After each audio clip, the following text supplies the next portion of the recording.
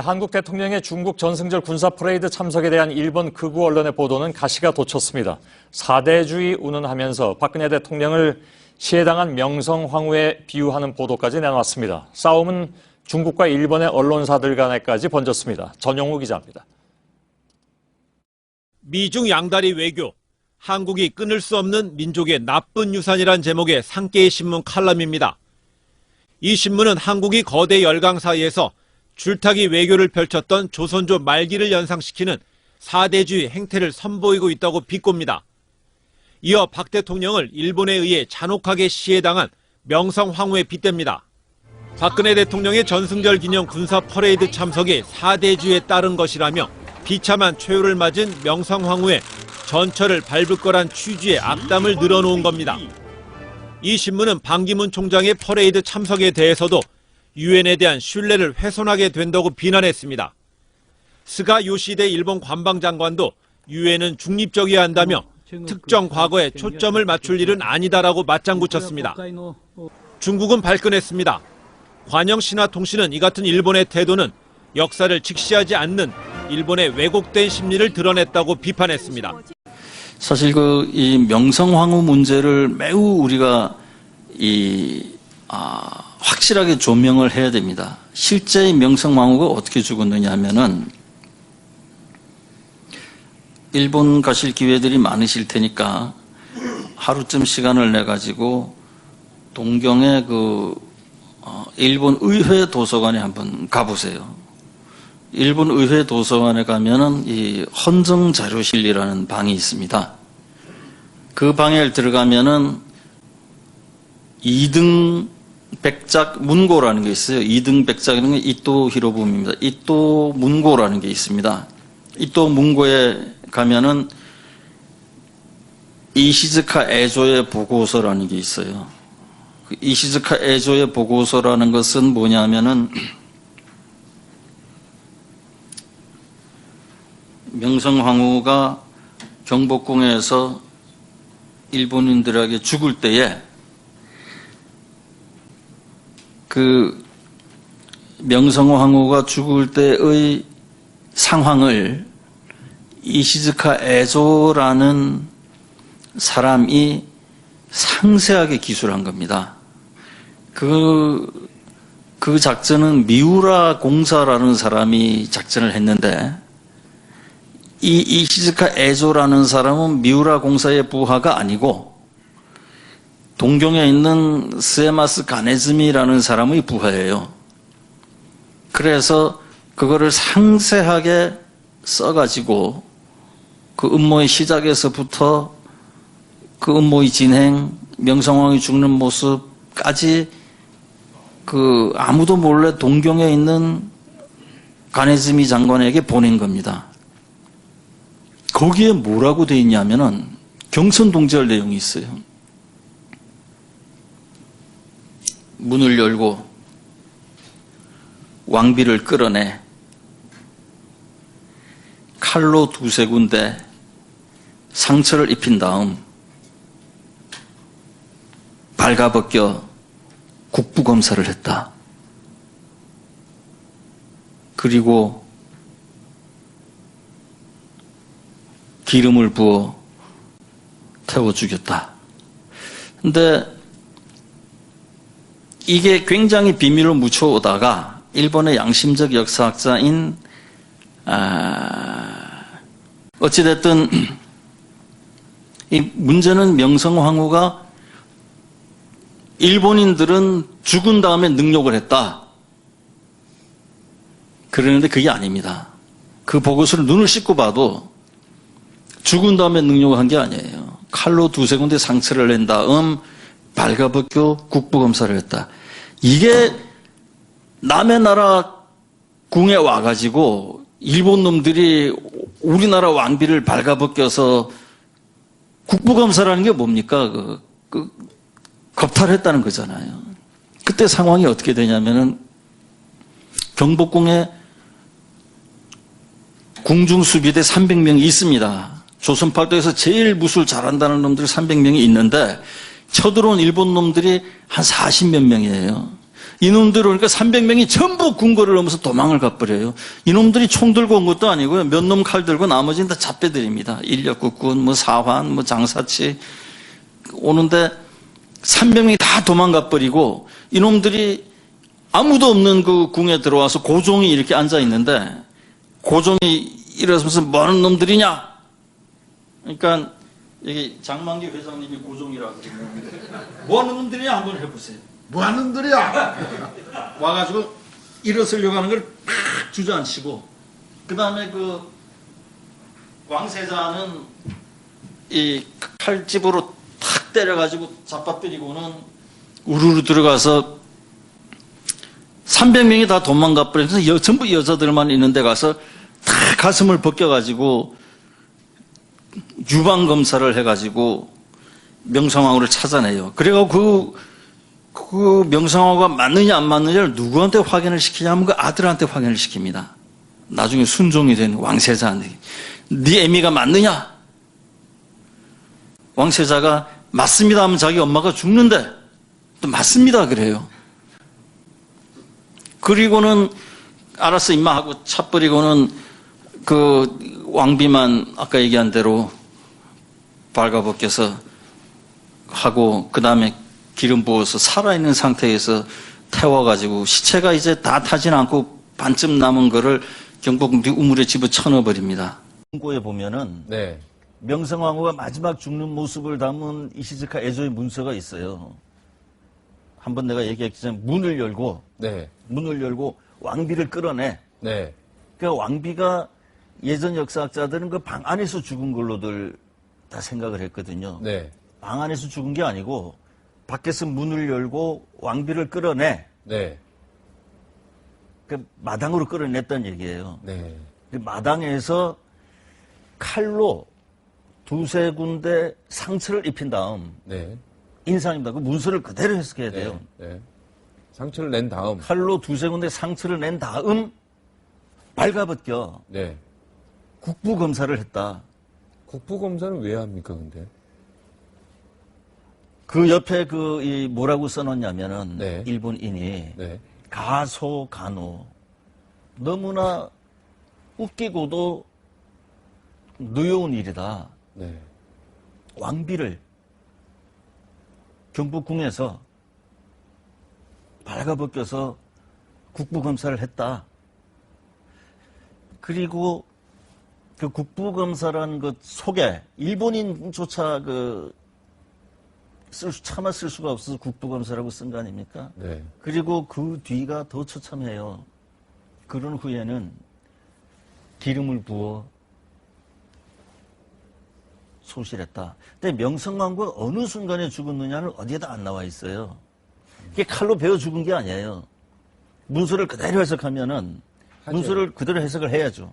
그대로 해석을 하면은 명성황후는 칼로 두세 군데 상처를 입은 다음에 그 다음에 발가벗겨져서 국부검사를 당한 거예요. 그 다음에 이 기름이 부어져서 타 죽었거든요. 네. 그러니까 그 명성황후가 이제 능욕당했다는 그 얘기는 일본에서 먼저 나왔어요. 일본 학자들이. 네. 근데 나왔는데 이 사람들이 명성황후가 이제 능욕당했다라고 하는 것의 본 근거가 바로 그 이시즈카 애조의 문서입니다. 근데 거기에는 살아있는 상태에서 국부검사를 당한 거거든요. 그런데 국부검사라는 건 뭐예요? 그냥 보기만 했다는 거예요? 아니면 그 본 이후에 뭐 또 다른 짓도 한 거예요? 뭡니까? 그것은 미루어 생각합시다.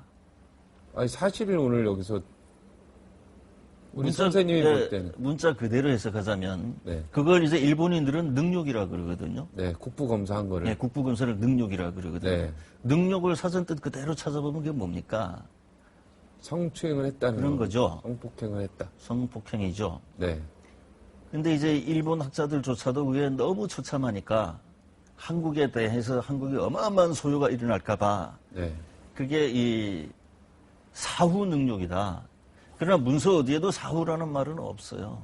이미 상처를 당한 상태에서 상처를 피를 흘리고 있는 상태에서 상처를 두세 군데 내고 바로 국부검사가 능욕이라면 바로 능욕을 했다는 얘기예요. 네, 성폭행을 했다는 얘기다. 죽은 다음이 아니라 네, 상처를 입고 고통을 당하고 있는 와중에. 죽은 다음이라는 거는 일본 학자들의 주장이거든요. 네. 그러니까 근데 국부 검사했다 그러면은 검사라는 건 봤다는 걸로만 오해할 수 있지 않습니까? 저런 표현은 잘못됐네 그러면은. 그게 이제 우리 한국인이 이렇게 기술을 했다면은 더 이상 차마 창피하고 너무 수치스러우니까. 그래서 그 국부검사 옆에 괄호를 하고 가소, 가노 같은 일본인이지만 가소 너무나 웃기고 가노 같은 일본인이지만 그 분노한다. 분노를 하지 않을 수 없다. 너무나 노여운 일이다. 그렇게 쓴 거예요. 그래서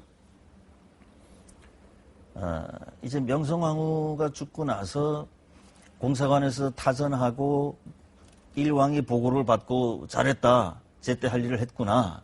그렇게 하고 나서 원래는 그냥 넘어가는 건데 이게 아까 그 영국, 독일 네. 뭐 그 희미한 문서가 아니라 영국, 독일, 기타 이 전 세계에서 이게 다 보도가 되면서 그 열강들이 그 굉장히 분노했거든요. 네. 그래서 일본이 굉장히 수세에 몰렸어요. 네. 그래서 이제 이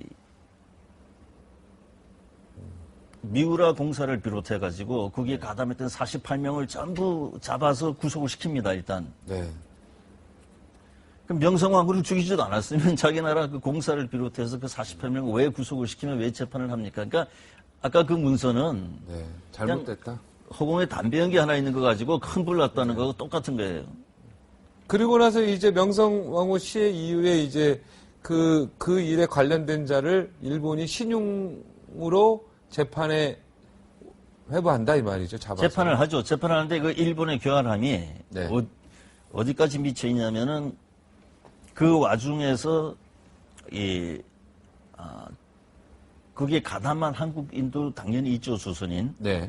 그 조선인 하나를 이제 우리 그 조선 정부에서 명성황후 사건에 가담했다 해서 사형을 시키거든요. 네. 근데 일본이 그 사형당하는 자하고 접촉을 해가지고 이놈이 전혀 엉뚱한 다른 중죄인 두 사람을 끌어들여서 네. 그 둘에게 내가 시켜가지고 얘들이 민비를 죽였다. 네. 그래서 결국 그 48명이 재판하고 있는 동안에 그런 걸 꾸며가지고 그 조선인들이 죽였다. 그 일본인들은 하던 게 문제가 없다고 다 풀어주는 거예요. 아주 교활하고 아주 참 정상회담 하기가 싫네요. 한일 정상회담을 갑자기 하기가. 아까 그 문서에 보면은 그 정체를 알 수 없는 조선인이 명성황후가 살아있다라고 러시아 공사관에 얘기를 해왔다. 시켜줄 수 있느냐. 네. 그것도 역시 그 시기가 보면은 1896년 2월이거든요. 교활하게. 그러면은 그게 일본서 그 재판을 할 때예요. 네. 그때에 명성황후가 살아있다 이런 식으로 그 재판을 호도하기 위한 일본인들의 음모 중에 하나라고 볼 수 있는 측면이 굉장히 많죠. 네. 한일 정상회담을 개최해야 되는지 말아야 되는지, 그리고 방위백서에 독도는 일본 땅이라고 적어놓은 일본인들의 그 마음, 이거는 다음 주에 한번 나오셔서 정리를 하겠습니다. 오늘은 여기까지만 할까요? 쓸데없는 얘기로 시간이 넘어간 것 같은데요. 그 사실 시간이 없습니까 지금? 네, 1분 정도 있습니다. 예, 그게 요체가 네. 이게 명성황후의 죽음은 굉장히 중요해요. 이게 독도하고 연관이 돼 있어요. 네. 이게 이제 그 일본 제국주의가 조선을 침탈하는 과정에 일어난 가장 큰 세 사건이 명성황후 살해 사건, 독도 강탈, 한일 병탄이거든요. 네. 한국 병탄이에요. 네. 그 세 개가 다 묶여 있어요. 그래서 우리는 이 독도를 우리가 뺏겼다. 그거는 이미 명성황후가 능욕 살해 당할 때 우리가 저항을 못할 정도로 우리가 약했다. 네. 한급불능 상태였다. 네. 그 상태에서 독도도 뺏어가고 나라도 뺏어간 거잖아요. 네. 그래서 독도는 국제법 무슨 영토 이런 게 아니라 과거사 문제다라는 거 우리가 그 논리를 분명히 해야 되거든요. 네. 그런데 이런 이상한 주장이 나와가지고 일본의 과거사 왜곡 또는 이 독도 주장에 이 힘을 실어줄 수 있는 측면이 있어요. 이건 굉장히 정확하게 우리가 이참에 분명하게 가림을 해야 될 필요가 있어요. 이거는 일본의 교활한 작전.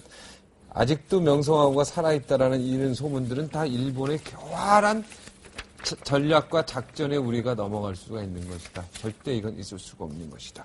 그리고 일본 놈들이 다 죽인 것이다. 그리고 능욕을 했고 그냥 검사가 아니라 아주 그냥 성폭행까지 포함된 것들이 다 가소간호. 너무 여기서 웃긴다는 게 뭐 깔깔대고 웃는 게 아니라 진짜 참 이런 웃음이겠죠. 분노한다 이런 얘기. 그 정상회담은 해야 된다고 보고요. 당연히 해야죠. 네. 근데 가서 무슨 뭐 앞으로 뭐 평화롭게 잘하자 이런 게 아니라 네. 박근혜 대통령이 네. 그 아베 수상에게 네. 명성황후 사건을 같이 조사하자. 네.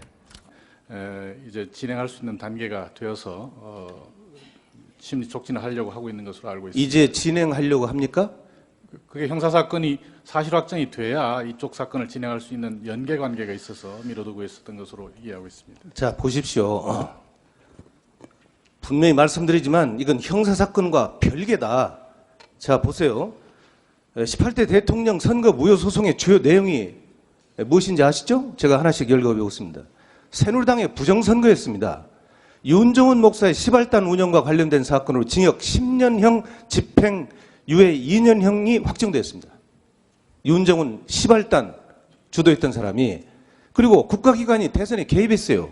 국가정보원, 국방부, 사이버사령부, 기무사령부, 통계청, 경찰청 등등이 선거 개입했다는 것은 국민이 다 알고 있는 사실입니다. 또 중앙선거관리위원회에서의 개표 조작이 있었어요. 이것은 국민적 의혹이 계속 증폭되고 있어요. 경기도 남양주 선관위 또는 서울시 송파 선관위를 비롯해서 전국적인 개표 부정 이 증거들이 전 투표구의 60% 이상 지금 나오고 있는 겁니다. 또 박근혜 당시 후보의 허위사실 유포가 있었잖아요. 문재인 후보와의 대선 후보 방송 토론 중에서 댓글려 김하영을 옹호하는 이 발언, 이것은 허위사실 유포잖아요. 바로 이런 것들이 명백하게 드러나는데도 불구하고 대한민국 국민을 자격으로 소송을 제기한 것을 2년이 다 돼도 심리조차 않고 있다는 것은 대부분의 직무유기입니다.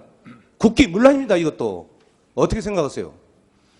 거듭 말씀드립니다만 당초 청구원인은 개표 부정에 한정되어 있었던 것으로 압니다. 그런데 그 이후에 국가기관의 그 선거 개입의 점이 선거 무효 사유로 추가가 됐고 그 점은 형사 기소가 돼 있어서. 자, 이거 보십시오. 형사소송 한 건 또 있었어요. 2013년 5월 9일 이명박, 박근혜, 김무성, 김능환, 이정우 씨는 중앙선관위 상임위원입니다. 문상부 중앙선관위 사무총장이에요. 여기다 원세훈, 김용판, 김하영 여기는 댓글료입니다. 이 9명을 형법 제87조 내란죄, 동법 제91조 국헌 문란죄, 동법 제122조 직권남용죄, 동법 제123조 직무유기죄로 형사 고발해놨어요. 이것도 지금 전혀 심리를 않고 있어요. 이러면서도 지금 대부분이 지금 제대로 선거 사범에 대해서 심리하고 재판을 진행하려는 의지가 있다고 보십니까? 지금 아까 답변 중에 바로 이제 때가 됐으니 뭐 할 수 있겠다 이렇게 말씀하셨는데 언제 할 거예요? 이제 1심 판결이 났으니까 당의 재판부에서 기일을 지정해서 진행하리라고 생각합니다. 그렇게 막연하게 답변하지 마시고 지금 현재 어떤 상황인데 언제 하겠다. 이 국회에서 분명히 한번 답변해 보세요. 당의 재판부에서 결정할 일이라서 제가 법원행정처장 입장에서 말씀드려서 단정하기는 어렵습니다만 네, 역사는 이 모든 사실을 기억합니다. 기록합니다.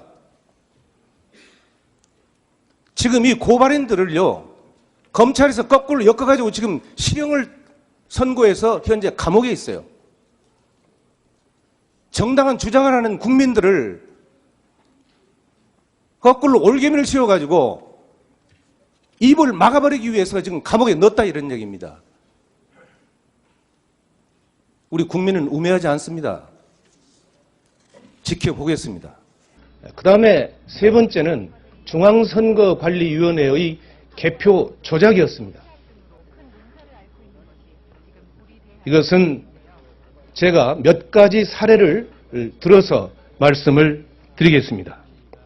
첫째는 지역선거관위의 개표 자료와 중앙선거관리위원회의 개표 자료가 일치하지 않았습니다. 경기도 남양주 선거관위에는 119개의 투표소가 있습니다. 그러면 투표소가 119개이기 때문에 개표 결과도 119개로 개표 상황이 집계되어야 합니다. 그러나 남양주 선거관위에는 119개의 집계표가 있는 반면에 중앙선거관리위원회는 97개의 집계표밖에 없습니다. 이렇게 집계표가 다름에도 불구하고 공교롭게 개표 결과는 같습니다. 다음 두 번째 사례입니다. 개표 결과를 사전에 입력한 사실이 확인됐습니다. 서울시 송파구 선거관리위원회는 선거일 하루 전인 2012년 12월 18일 오후 1시 11분에 개표 결과를 서버에 입력한 사실이 확인됐습니다. 그 자료는 2012년 12월 19일 다음 날 개표한 결과와 일치합니다. 어떻게 투표 하루 전날 입력한 개표 결과가 선거 당일날 투표 결과와 일치할 수 있는 것인지 이것은 도무지 납득할 수 없는 상황입니다. 세 번째 사례입니다. 개표소에서 지역선거관리위원장이 개표 선언을 하기도 전에 전국에 방송되는 선거방송에서는 개표 결과가 국민에게 방송됐습니다. 서울시 영등포구 대림3동 제7투표구 개표 상황을 보면 영등포구 선거관리위원장이 개표 결과를 공표한 시각이 12월 20일 0시 16분이었습니다. 그런데 중앙선거관리위원회가 언론사에 제공한 개표 결과의 제공 시각이 12월 19일 22시 35분이었습니다. 결과적으로 개표 개시 1시간 41분 전에 개표하기도 전에 중앙선거관리위원회에서는 언론사에 개표 결과를 통보함으로써 전 국민에게 개표가 개시되지도 않았는데 개표 결과를 발표하는 이런 조작의 사례가 나타났습니다. 바로 이런 사례가 지난해 9월 18일 날 제가 주관한 국회 토론회에서 김후영 목사는 전국의 252개 선거구에서 13,542개의 투표소가 있는데 이 개표소의 60% 이상이 이와 같이 개표 선언이 되기 전에 개표 결과가 방송되는 사례를 집계해서 그 결과를 국내에 발표한 사실이 있습니다. 바로 이것이 결국은 선거관위에서의 개표 조작이다. 이렇게 주장하고 있는 것입니다. 이와 같이 투표는 국민이 했는데 개표는 국가의 공권력에 의해서 참담하게 이룬되었고 국민의 의사와는 무관하게 국민을 속이고 특정 세력이 장기 집권 또는 영구 집권을 해체하는 수단으로 악용될 것이기 때문에 바로 저는 지난해 9월 달에 투표소에서 수개표하는 길만이 이런 부정을 막을 수 있는 근본적인 제도적 장치가 될 수 있다. 이렇게 봐서 국회에서 토론을 거쳐가지고 여기에서 모아지는 의견들을 집약해서 2014년 12월 30일 공직선거법 개정안을 공동 발의하기에 이르렀습니다. 중앙선거관리위원회에서요. 지난 18대 대선 개표 결과 전국 252개 개표소 중 93개 개표소에서 개표에 오류가 있다 이렇게 발표한 바가 있습니다.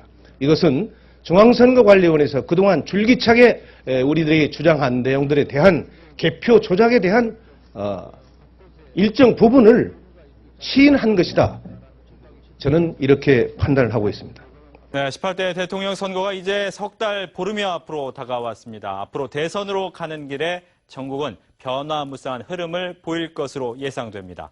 뉴스와이는 대선 상황실 코너를 마련해서 대선 정부의 흐름과 이슈를 짚어드립니다. 대선 상황실로 가보겠습니다. 이번 대선은 그야말로 초박빙의 승부가 예상되는 51대 49의 싸움이 될 것으로 보입니다.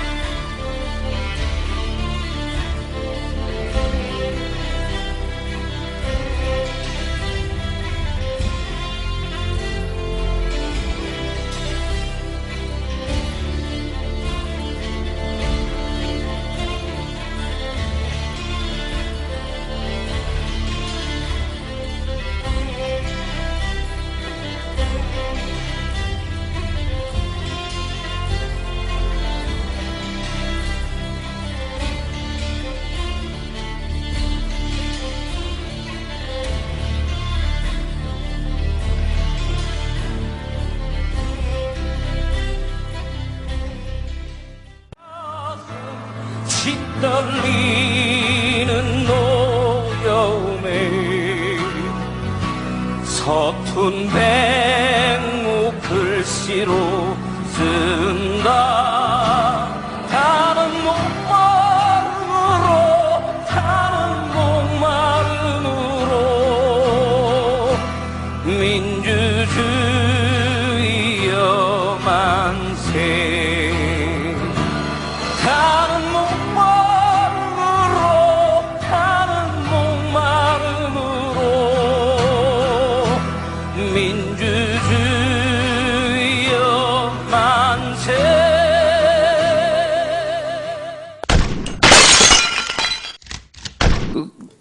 겁탈했다는 거잖아요.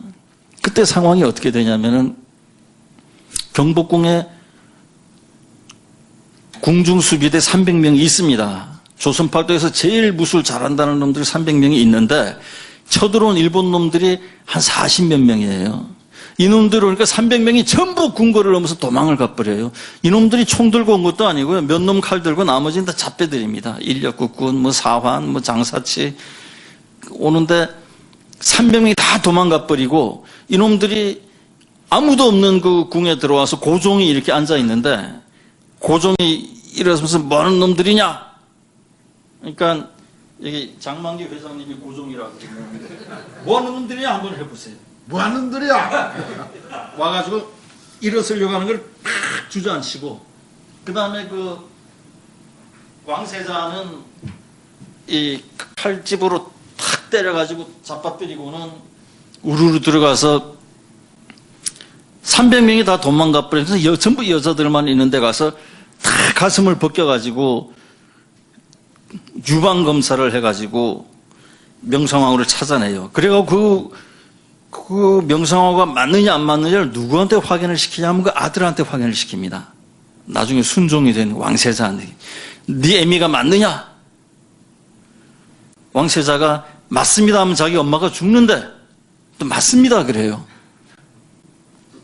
그리고는 알았어 임마 하고 차버리고는 그 왕비만 아까 얘기한 대로 발가벗겨서 하고 그 다음에 기름 부어서 살아있는 상태에서 태워가지고 시체가 이제 다 타진 않고 반쯤 남은 거를 경복궁 뒤 우물에 집어쳐 넣어버립니다. 고에 보면은 네. 명성황후가 마지막 죽는 모습을 담은 이시즈카 에조의 문서가 있어요. 한번 내가 얘기했지만 문을 열고 네. 왕비를 끌어내. 네.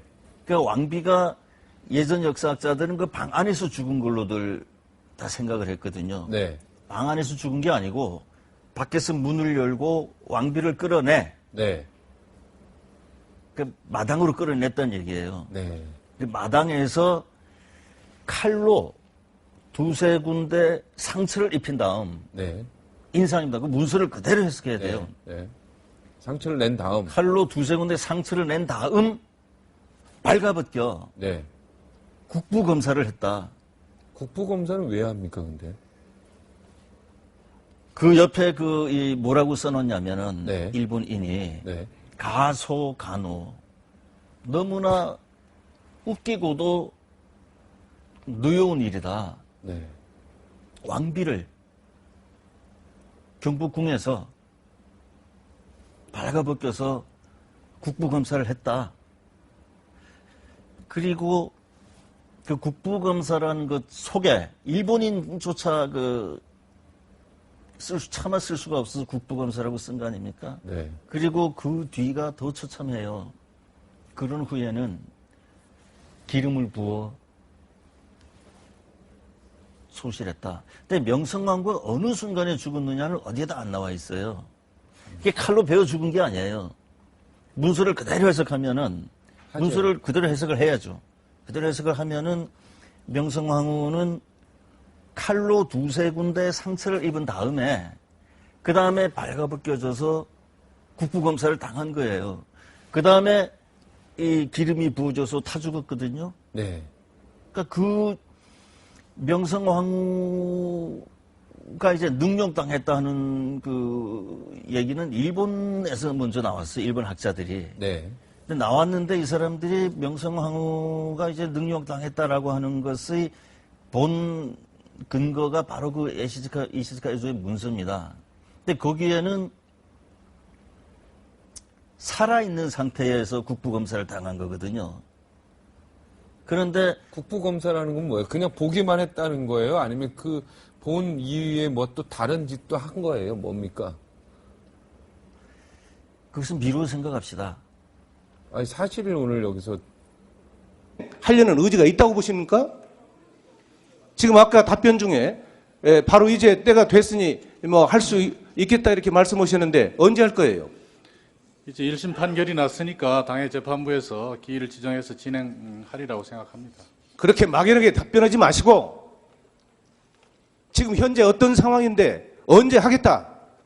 이 국회에서 분명히 한번 답변해 보세요. 당해 재판부에서 결정할 일이라서 제가 법원 행정처장 입장에서 말씀드려서 단정하기는 어렵습니다만 역사는 이 모든 사실을 기억합니다. 기록합니다. 지금 이 고발인들을요, 검찰에서 거꾸로 엮어가지고 지금 실형을 선고해서 현재 감옥에 있어요. 정당한 주장을 하는 국민들을 거꾸로 올개미를 씌워가지고 입을 막아버리기 위해서 지금 감옥에 넣었다 이런 얘기입니다. 우리 국민은 우매하지 않습니다. 지켜보겠습니다. 그 다음에 세 번째는 중앙선거관리위원회의 개표 조작이었습니다. 이것은 제가 몇 가지 사례를 들어서 말씀을 드리겠습니다.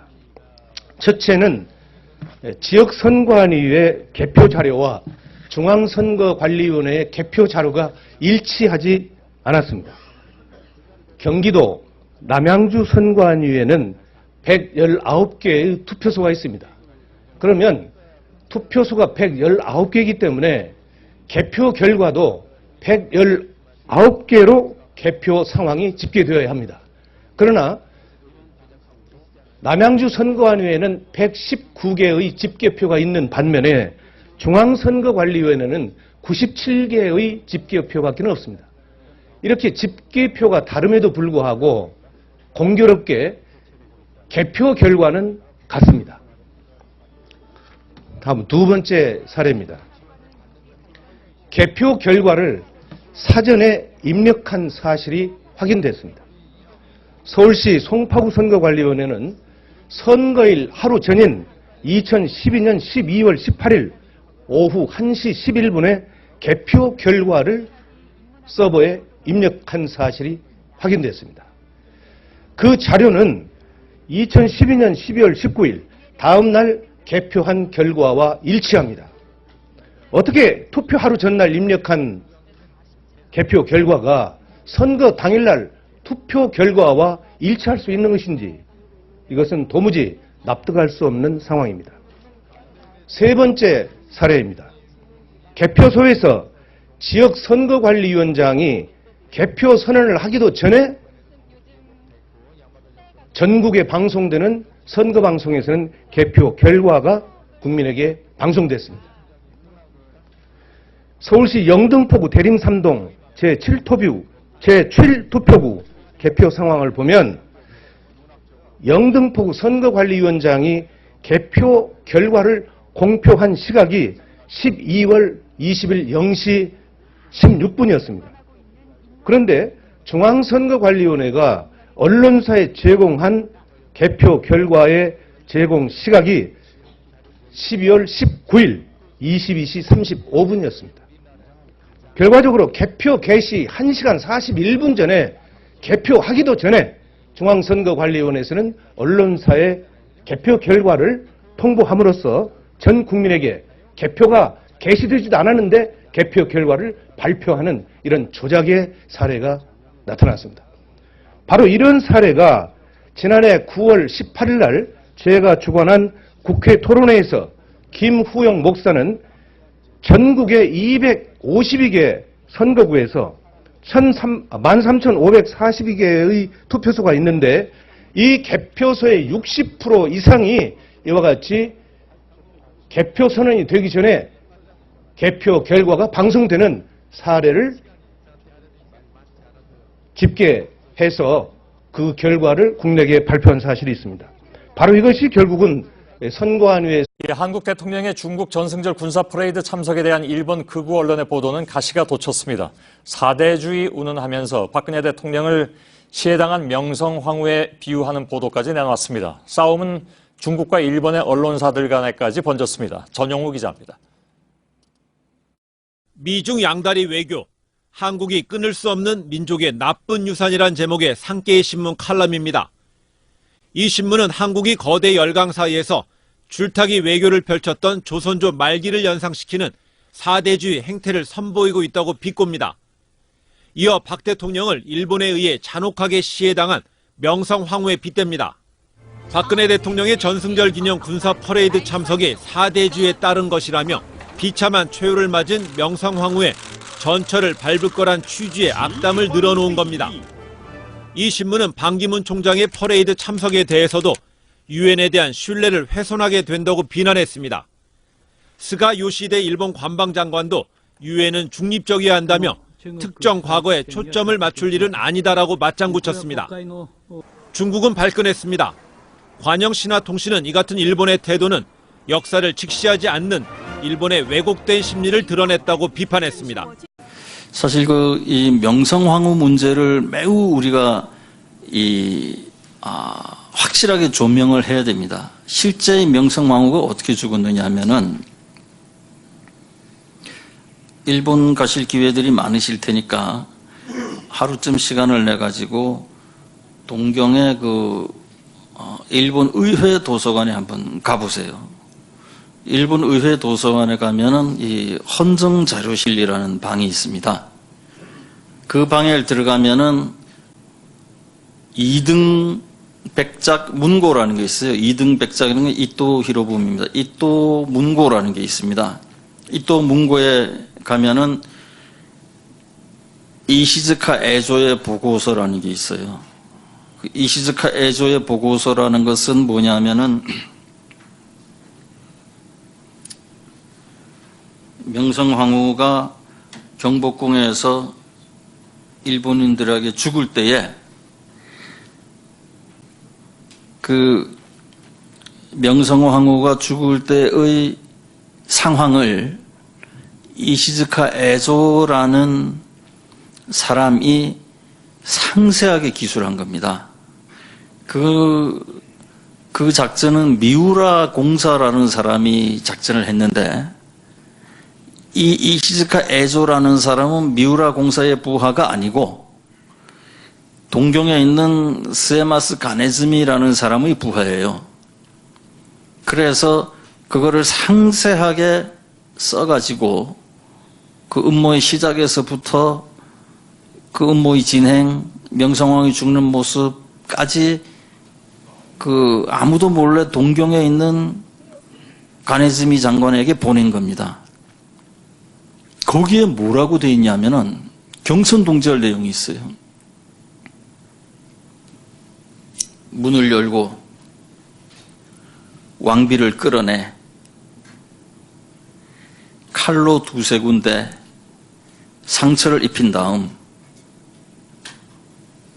발가벗겨 국부검사를 했다. 그리고 기름을 부어 태워 죽였다. 근데 이게 굉장히 비밀을 묻혀오다가 일본의 양심적 역사학자인 어찌됐든 이 문제는 명성황후가 일본인들은 죽은 다음에 능욕을 했다. 그러는데 그게 아닙니다. 그 보고서를 눈을 씻고 봐도 죽은 다음에 능욕을 한 게 아니에요. 칼로 두세 군데 상처를 낸 다음 발가벗겨 국부검사를 했다. 이게 남의 나라 궁에 와가지고 일본 놈들이 우리나라 왕비를 발가벗겨서 국부검사라는 게 뭡니까? 이게 명성황후의 죽음은 굉장히 중요해요. 이게 독도하고 연관이 돼 있어요. 네. 이게 이제 일본 제국주의가 조선을 침탈하는 과정에 일어난 가장 큰 세 사건이 명성황후 살해 사건, 독도 강탈, 한일 병탄이거든요. 네. 한국 병탄이에요. 네. 그 세 개가 다 묶여 있어요. 그래서 우리는 이 독도를 우리가 뺏겼다. 그거는 이미 명성황후가 능욕 살해 당할 때 우리가 저항을 못할 정도로 우리가 약했다. 네. 상급불능 상태였다. 네. 그 상태에서 독도도 뺏어가고 나라도 뺏어간 거잖아요. 네. 그래서 독도는 국제법 무슨 영토 이런 게 아니라 과거사 문제다라는 거 우리가 그 논리를 분명히 해야 되거든요. 네. 그런데 이런 이상한 주장이 나와가지고 일본의 과거사 왜곡 또는 이 독도 주장에 이 힘을 실어줄 수 있는 측면이 있어요. 이건 굉장히 정확하게 우리가 이참에 분명하게 가림을 해야 될 필요가 있어요. 이거는 일본의 교활한 작전. 아직도 명성황후가 살아있다라는 이런 소문들은 다 일본의 교활한 전략과 작전에 우리가 넘어갈 수가 있는 것이다. 절대 이건 있을 수가 없는 것이다. 그리고 일본 놈들이 다 죽인 것이다. 그리고 능욕을 했고 그냥 검사가 아니라 아주 그냥 성폭행까지 포함된 것들이 다 가소간호. 너무 여기서 웃긴다는 게 뭐 깔깔대고 웃는 게 아니라 진짜 참 이런 웃음이겠죠. 분노한다 이런 얘기. 그 정상회담은 해야 된다고 보고요. 당연히 해야죠. 네. 근데 가서 무슨 뭐 앞으로 뭐 평화롭게 잘하자 이런 게 아니라 네. 박근혜 대통령이 네. 그 아베 수상에게 네. 명성황후 사건을 같이 조사하자. 네. 이제 진행할 수 있는 단계가 되어서 심리 촉진을 하려고 하고 있는 것으로 알고 있습니다. 이제 진행하려고 합니까? 그게 형사 사건이 사실 확정이 돼야 이쪽 사건을 진행할 수 있는 연계 관계가 있어서 미뤄두고 있었던 것으로 이해하고 있습니다. 자, 보십시오. 분명히 말씀드리지만 이건 형사 사건과 별개다. 자, 보세요. 18대 대통령 선거 무효 소송의 주요 내용이 무엇인지 아시죠? 제가 하나씩 읽어보겠습니다. 새누리당의 부정선거였습니다. 윤정훈 목사의 시발단 운영과 관련된 사건으로 징역 10년형 집행유예 2년형이 확정되었습니다. 윤정훈 시발단 주도했던 사람이. 그리고 국가기관이 대선에 개입했어요. 국가정보원, 국방부, 사이버사령부, 기무사령부, 통계청, 경찰청 등등이 선거 개입했다는 것은 국민이 다 알고 있는 사실입니다. 또 중앙선거관리위원회에서의 개표 조작이 있었어요. 이것은 국민적 의혹이 계속 증폭되고 있어요.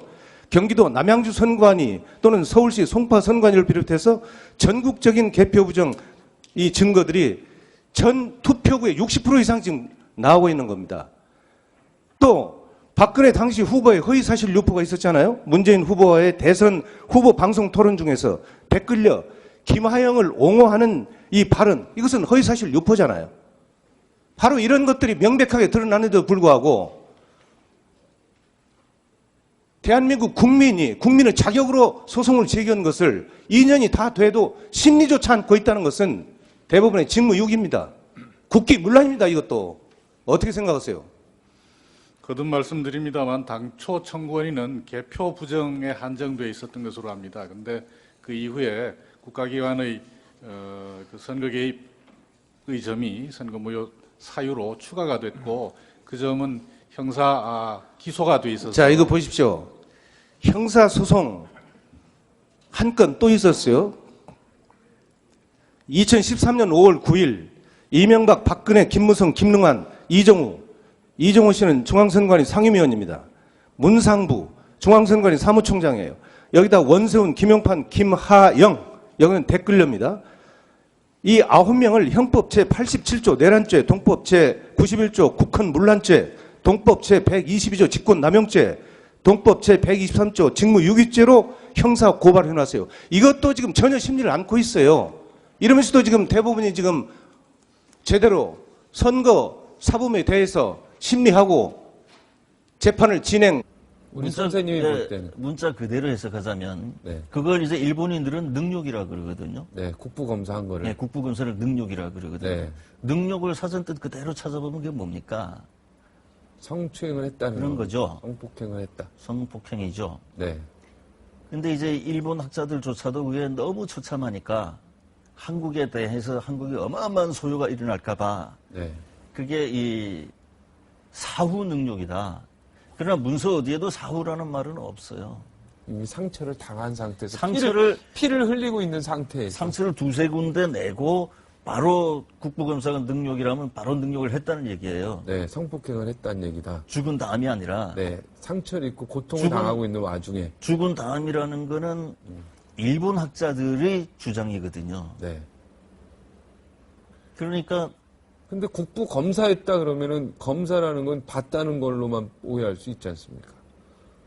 저런 표현은 잘못됐네 그러면은 그게 이제 우리 한국인이 이렇게 기술을 했다면은 더 이상 차마 창피하고 너무 수치스러우니까 그래서 그 국부검사 옆에 괄호를 하고 가소 간호 같은 일본인이지만 가소 너무나 웃기고 간호 같은 일본인이지만 그 분노한다. 분노를 하지 않을 수 없다. 너무나 노여운 일이다. 그렇게 쓴 거예요.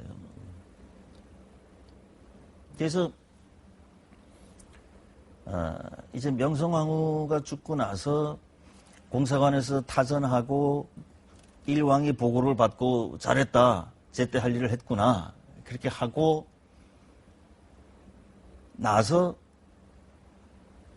원래는 그냥 넘어가는 건데 이게 아까 그 영국, 독일 네. 뭐 그 희미한 문서가 아니라 영국, 독일, 기타 이 전 세계에서 이게 다 보도가 되면서 그 열강들이 그 굉장히 분노했거든요. 네. 그래서 일본이 굉장히 수세에 몰렸어요. 네. 그래서 이제 이